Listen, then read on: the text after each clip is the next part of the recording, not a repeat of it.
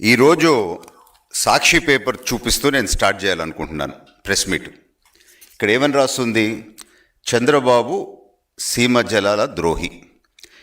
ప్రజలు ఈ సాక్షి పేపర్ చూస్తా, ఈ బ్లూ మీడియా, ఈ పేటీఎం బ్యాచ్లు చేసే ప్రచారాలు చూస్తా ఏది వాస్తవము ఏది అవాస్తవము అని కొన్నిసార్లు కన్ఫ్యూజన్లో పడే ఛాన్స్ ఉంది. అందుకని ఈరోజు ప్రజల ముందు కొన్ని వాస్తవాలు పెట్టాలనుకుంటున్నాను. ఏ విధంగా దుష్ప్రచారం చేస్తూ కనీసము కొంచెము కూడా నీతి లేకుండా వైఎస్ఆర్ పార్టీ వాళ్ళకి సంబంధించిన ఈ క్యాంపెయిన్ ఉందో ఒకసారి దయచేసి ప్రజలు గమనించాలా. వాళ్ళని ఏమాత్రమో 1% కూడా నమ్మలేము అనేది కూడా తెలుసుకోవాలని కొన్ని వాస్తవాలు మీ ముందు పెట్టాలనుకుంటున్నాను. ఫస్ట్ ఏం చేశారు? బాబాయిని చంపి నారాసుర నక్త చరిత్ర అని చెప్పి వాళ్ళ పేపర్లో వాళ్ళే వేసుకున్నారు. తర్వాత పింక్ డైమండ్, స్వామివారి డైమండ్ చంద్రబాబు గారి దగ్గర ఉంది అని చెప్పి అధికారంలోకి రాగానే ఆ కేసు వాళ్ళే విత్డ్రా చేశారు. తర్వాత 300 గుడుల పైనే దాడులు చేసి ధ్వంసం చేసి అదేమో ఏమి తెలియనట్టు, అదేమో మాకు సంబంధం అన్నట్టు ఆ ప్రచారం చేశారు. వారు రాజశేఖర్ రెడ్డి గారిని చంపేసిన దాంతో రిలయన్స్ వాళ్ళ హస్తం ఉంది అని చెప్పి అదే అంబానీ కొడుకుని ఇంటికి గ్రాండ్ వెల్కమ్ ఇచ్చి ఆయనని కౌగిలించుకొని ఆయనకి తిండి పెట్టి మళ్ళా వాళ్ళ మనిషికి ఒక ఎంపీ పదవి కూడా ఇచ్చిన చరిత్ర వాళ్ళది. సిపిఎస్ వారం రోజుల్లో రద్దు చేస్తామని చెప్పి అట్నే ఒక 700 పైగా హామీలు ఇచ్చి ఏ ఒక్కటి పట్టించుకోకుండా ప్రజల్ని మోసం చేసిన చరిత్ర వాళ్ళది. వై నాట్ 175 అని చెప్పి ఒక నినాదంతో ఆపోజిషన్ స్టేటస్ కూడా ఈరోజు లేకుండా పులివెందల ఎమ్మెల్యేగా మిగిలిపోయి కర్ణాటక వాస్తవ్యుడుగా మిగిలిపోయిన పరిస్థితి ఆ వైసీపీ పార్టీకి. సిద్ధం అని చెప్పి ఎలక్షన్స్ అప్పుడు ప్రతి దగ్గర హోర్డింగ్స్ పెట్టినారు కదా, అది సిద్ధం ఏంది అని అంటే ఆ పార్టీ ప్యాకప్ అయ్యేదానికే సిద్ధం అని చెప్పి ఈరోజు మనకి అర్థమవుతూ ఉంది. ఇప్పుడు కొత్తగా మరొక డ్రామా మొదలుపెట్టినారు. రెడ్ బుక్ రాజ్యాంగం జరుగుతూ ఉంది ఆంధ్ర రాష్ట్రంలో అని చెప్పి వాళ్ళ కాడర్కి ఏదో సింపతి తెచ్చుకొని వాళ్ళ పార్టీని ఎట్టన బతికించుకోవాలా అని చెప్పి ఒక కొత్త నాటకం. నేను ఈరోజు సూటిగా ప్రశ్నిస్తూ ఉన్నాను. రెడ్ బుక్ రాజ్యాంగం నిజంగా ఉండుంటే మా పార్టీ కార్యకర్తలు అంకుశం సినిమాలో రామరెడ్డిని ఎట్ట నడిపినారో అండర్వేర్తో అట్ట కొడాలి నాని నడిపించాలా అని చెప్పి మా వాళ్ళు కోరినారు. కానీ ఇంతవరకు అటువంటి కక్ష, అటువంటి కేసులు ఏమన్నా జరిగినాయా? నిజంగా రెడ్ బుక్ రాజ్యాంగము, నిజంగా కక్ష రాజకీయాలు ఉన్నాయి అని అంటే, కానీ లోకేష్ గారి గొప్పతనం ఏంది అని అంటే ఏ విధమైన కక్ష తీసుకోకపోయినా కొడాలి నాని పరిస్థితి ఎట్టుందో ఒక్కసారి దయచేసి అందరూ చూడాలి. ఆ గడ్డం వేసుకొని గుట్కా నవల్తా ఇంతకుముందు నోటికొచ్చినట్టు మాట్లాడేవాడు కదా, ఇప్పుడు ఆ జుట్టు పోయింది, గుట్కా పోయింది, మనిషి సన్నగా అయిపోయినాడు, అన్నం తింటలేదు అని అంట. ఇంటి బయట ఎవరన్నా శబ్దం వస్తే పోలీసు వాళ్ళు వస్తున్నారేమో గోడ దుంకి వెళ్ళిపోతాడు, అప్పుడప్పుడు కనపడకుండా పోతాడు. అసలు బుక్కులో పేజ్ ఓపెన్ కాకముందే పరిస్థితి ఎట్టయిపోయింది, ఇదిగో ఈ కోడికి ఎంటికలు లాగేసినట్టు అయిపోయింది పరిస్థితి. అది పవర్ ఆఫ్ తెలుగుదేశం పార్టీ, మా నాయకుడు లోకేష్ గారు అని చెప్పి నేను తెలుపుకుంటున్నాను. అసలు ఫస్ట్ పాయింట్, రాయలసీమ ద్రోహి జగన్మోహన్ రెడ్డా కాదా అనే ప్రశ్నతో నేను లేవనెత్తుతాను. దయచేసి ప్రజలు మీరే గమనించాలా అని చెప్పి నేను కోరుకుంటున్నాను. రాయలసీమ ప్రజలు ఏమి కోరుకుంటున్నారు? What is the need of the hour? వారు కోరుకునేది ఏంటి అని అంటే ఆ కెనాల్స్ని ఇంకా వైడెన్ చేయాలా, ఎక్కువ వాటర్ కెపాసిటీతో వాళ్ళకి నీళ్లు అందాలా, ఫస్ట్ పాయింట్. రెండోది, కొత్త రిజర్వాయర్స్ కట్టాలా, ఉన్న రిజర్వాయర్స్ని రిపేర్లు చేయాలా, సో దట్ నీళ్లు మనం స్టోర్ చేసుకోవచ్చు అనేది. మూడో పాయింట్, దాదాపు 102 ప్రాజెక్ట్స్ ఈరోజు జరుగుతున్నాయి, ఆ ప్రాజెక్ట్స్ త్వరలో కంప్లీట్ కావాలా. నాలుగో పాయింట్స్, ఏ ప్రాజెక్ట్స్కి పర్మిషన్స్ రాలేదో ఆ ప్రాజెక్ట్స్కి పర్మిషన్స్ తెప్పించి అవి కూడా స్టార్ట్ చేయాలా. ఈ 4 పాయింట్స్ రాయలసీమ ప్రజలు నిజంగా కోరుకుంటున్నారు, వాళ్ళకి కావాలని వారు అడుగుతున్నారు. కానీ ఈరోజు ఒకటి ఆశ్చర్యమైన మీకు అందరికి తెలపాలనుకునేది ఏంటి అని అంటే, జగన్మోహన్ రెడ్డి ముఖ్యమంత్రి అయినప్పుడు GORT 365 అనే జియో తీసుకొని వచ్చి, అది ఎప్పుడు 8 ఆగస్ట్ జూలైలో తీసుకొని వచ్చిన 2020లోనే దాదాపు 198 ప్రాజెక్ట్స్ రన్నింగ్ ప్రాజెక్ట్స్ని క్లోజ్ చేసేసాడు, ప్రీ క్లోజర్ చేసేసాడు. ఇది పరిస్థితి ఏందో ఒక్కసారి ఆలోచించండి. దీంతో డీటెయిల్స్లోకి మళ్ళీ నేను రాబోతున్నాను. జగన్మోహన్ రెడ్డి ఉండే టైంలో అలగనూరు కృంగింది. 36 కోట్లు దానికి కేటాయిస్తే ఆ సమస్య తీరిపోయి ఉండేది. 5 సంవత్సరాలు దేనికి రూపాయి కూడా కేటాయించలేదు అని చెప్పి ఈరోజు నేను సూటిగా ప్రశ్నిస్తున్నాను.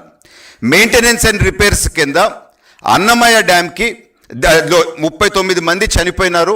అది కేవలము మీరు దోచుకున్న ఇసుక వల్లనే ఆ డ్యామ్ అయింది. మీరు ఆ 39 మంది చావు కారణం మీరే అని చెప్పి తెలుపుతున్నాను. పింఛా కొట్టుకోబోయింది. టీబీ డ్యామ్ గేటు సమస్య వచ్చింది. శ్రీశైలంలో ప్లంజ్ పూల్ వల్ల ఆ డ్యామే రిస్కులో పడే పరిస్థితి వచ్చింది. ఎందుకు ఈ విధంగా చూస్తే అనేక ప్రాజెక్ట్స్కి మీరు కనీసం మెయింటెనెన్స్కి కూడా డబ్బులు ఇవ్వలేదు. మీరు కొత్తగా కట్టే సంగతి పక్కన పెట్టండి. అదే తెలుగుదేశం ప్రభుత్వం ఇప్పుడు కూటమి ప్రభుత్వం అధికారంలోకి వచ్చిన తర్వాత టీబీ డ్యామ్కి 54 కోట్లు ఇచ్చినారు, అలగనూరుకి 36 కోట్లు, గోరకల్లుకి 55 కోట్లు, ఔకుకి 5 కోట్లు, శ్రీశైలం ప్రాజెక్ట్కి 203 కోట్లు ఆల్రెడీ పేమెంట్ అయిపోయింది. మెయింటెనెన్స్ పనులు అయిపోయినాయి. ఏది ఈ తక్కువ టైంలోనే. అదే 5 సంవత్సరాలు మీరు ఎందుకు చేయలేకపోయినారు, ఎందుకు ఇవ్వలేదు, దయచేసి ఎవరన్నా చెప్పగలిగిన పరిస్థితిలో ఉండారా నేను ప్రశ్నిస్తున్నాను. అదే హంద్రీనివా సృజల సవంతి ఆ కెనాల్ కెపాసిటీ అనేది రాయలసీమకి చాలా ఇంపార్టెంట్. 1700 క్యూసెక్స్ గతంలో ఉంటే కొంచెం కెనాల్ వైడనింగ్ చేస్తుంటే 3500 క్యూసెక్స్ దాకా తీసుకుపోవచ్చు కెపాసిటీ. దాదాపు రోజుకి ఒక అర్ధ టీఎంసీ దాకా మనము నీళ్లు దాంతో నుంచి రావచ్చు. అదేం పెద్ద కష్టమైన పని కూడా కాదు, జస్ట్ కెనాల్ వైడనింగే. ఎందుకు 5 సంవత్సరాలు మీరు చేయలేకపోయినారు అని చెప్పి నేను ఈరోజు సూటిగా ప్రశ్నిస్తున్నాను. ఏ మాత్రం మీకు రాయలసీమ మీద కొంచెమన్నా ప్రేమ ఉందా? రాయలసీమకి అన్యాయం చేసిన వాళ్ళు కాదా అని చెప్పి నేను ప్రశ్నిస్తున్నాను. తెలుగుదేశం కూటమి ప్రభుత్వం ఇప్పుడు రాగానే దాదాపు వార్ ఫుటింగ్లో కొన్ని రోజుల్లోనే దాదాపు 3800 కోట్లు ఖర్చు పెట్టి 700 కిలోమీటర్లు ఆ కెనాల్ అంతా ఈరోజు పర్ఫెక్ట్ కండిషన్లోకి తీసుకొని వచ్చి 3 జిల్లాలకి నీళ్లు అందిస్తూ చివరిగా ఉండే కుప్పమికి కూడా ఈరోజు నీళ్లు పోతున్నాయి అంటే అది తెలుగుదేశం పార్టీ కూటమి ప్రభుత్వం ఈరోజు చేసిన అద్భుతమైన పని. ఎందుకు మీరు గతంలో చేయలేకపోయినారు 5 సంవత్సరాలు అయినా కానీ అని చెప్పి నేను ఈరోజు ప్రశ్నిస్తున్నాను. అదేవిధంగా తమాషా ఏంటంటే ఎలక్షన్స్ ముందు కుప్పమికి నీళ్లు ఇస్తున్నానని చెప్పి ఒక సినిమా సెట్టింగ్ వేసి ఒక డ్రామా చేసి జగన్మోహన్ రెడ్డి కరెక్ట్ సాయంత్రానికి ఆ నీళ్లు ఆయన వెళ్ళిపోగానే ఆ సినిమా సెట్టింగ్ కూడా ఎత్తేసుకొని వెళ్ళిపోయినారు. అంటే ఇది మోసం చేసినట్టు కాదా రాయలసీమ ప్రజల్ని, కుప్పం ప్రజల్ని అని చెప్పి నేను ఈరోజు ప్రశ్నిస్తున్నాను. ఇప్పుడు మనం శ్రీశైలం డ్యామ్ బ్యాక్ వాటర్స్ నుంచి చూస్తే తెలంగాణ వాళ్ళు 800 ఫీట్స్ నుంచి నీళ్లు తీసుకోగలుగుతారు. కానీ మనం ముచ్చిమర్రి లిఫ్ట్ మీరు చూస్తే 798 ఫీట్ నుంచే మనము నీళ్లు తీసుకోగలుగుతాం. అటువంటి ముఖ్యమైన ముచ్చిమర్రి ప్రాజెక్ట్కి కరెంటు బిల్లులు కూడా మీరు ఎందుకు కట్టలేదు అని చెప్పి నేను ఈరోజు ప్రశ్నిస్తున్నాను. 13 పంపులు ఉన్నాయి. ఆ 13 పంపుల్ని మీరు ఎందుకు ఆపరేట్ చేయలేదు, ఎందుకు నీళ్లు అక్కడి నుంచి తీసుకోలేదు అని చెప్పి ఈరోజు నేను సూటిగా ప్రశ్నిస్తున్నాను. ఎవరన్నా దానికి జవాబు చెప్పగలుగుతారో లేదో వైసీపీ నుంచి నేను ఈరోజు ఛాలెంజ్ చేస్తున్నాను. 102 పెండింగ్ ప్రాజెక్ట్స్ని మీరు ఆపేసిన రాయలసీమ ప్రాజెక్ట్స్, రాయలసీమకి అదొక లైఫ్ లైన్, ఆయుపోటు లాంటిది. అటువంటి ప్రాజెక్ట్స్ని మీరు ఎందుకు ఆపినారు? అది కూడా రన్నింగ్ ప్రాజెక్ట్స్ని మీరు దేనికి ఆపినారు? శాంక్షన్ అయిపోయి ఏ విధమైన సమస్య లేని ప్రాజెక్ట్స్ని ఎందుకు ఆపినారు? దాని మీద ఏ విధమైన డిస్ప్యూట్స్, ఏ విధమైన ఆబ్జెక్షన్స్ ఏ రాష్ట్రాల నుంచి లేవు. అటువంటి ప్రాజెక్ట్స్ని మీరు దేనికి ఆపినారు? ఎందుకు ఆపినారో మీరు అసలు ఒక్కరన్నా వైసీపీ పార్టీ నుంచి దీనికి జవాబు చెప్పగలుగుతారా అని చెప్పి నేను ఈరోజు సూటిగా ప్రశ్నిస్తున్నాను. అది కూడా ఎటువంటి projects? Gundrevula, Vedavathi RDS, Bhairavani Tippa project మా అనంతపురం జిల్లా రాయదుర్గము కర్నేరదుర్గం ఏరియా, అదేవిధంగా గాలేరు నగరి కెనాల్ పన్ను దాని రిజర్వాయర్స్ కట్టించేది, KC canal extension, Annamayya dam కొట్టుకోబోయిన డ్యామ్ గురించి కనీసం పట్టించుకోలేదు. సో ఈ విధంగా చూస్తే రాయలసీమకి ద్రోహము ఎవరు చేసినారు అని చెప్పి నేను ఈరోజు ప్రశ్నిస్తున్నాను.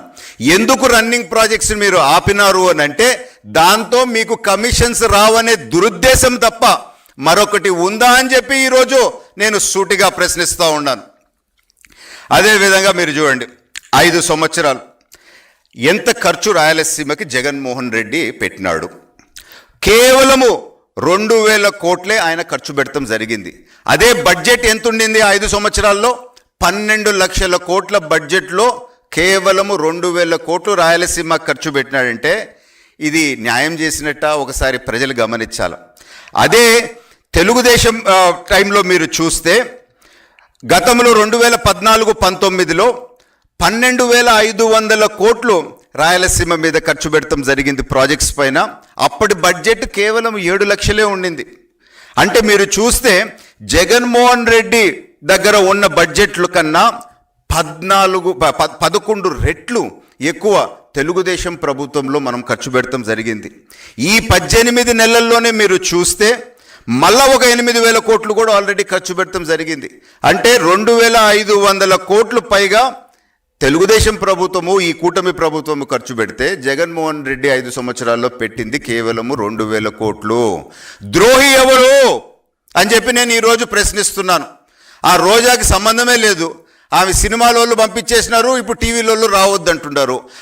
వచ్చి మళ్ళా రాయలసీమ గురించి మాట్లాడుతూ ఉంది. అసలు ఏమన్నా అర్థం ఉందా అని చెప్పి నేను ఈరోజు సూటిగా ప్రశ్నిస్తున్నాను. ఇప్పుడు ఈ రాయలసీమ లిఫ్ట్ ఇరిగేషన్ గురించి ఇప్పుడు బాగా జరుగుతూ ఉంది. ఆ వీడియో ఒకసారి చూపించాలండి. ఇప్పుడు రాయలసీమ లిఫ్ట్ ఇరిగేషను హరీష్ రావు గారు క్లియర్గా చెప్పినారు, మేమే దాన్ని ఆపినాము అని చెప్పి.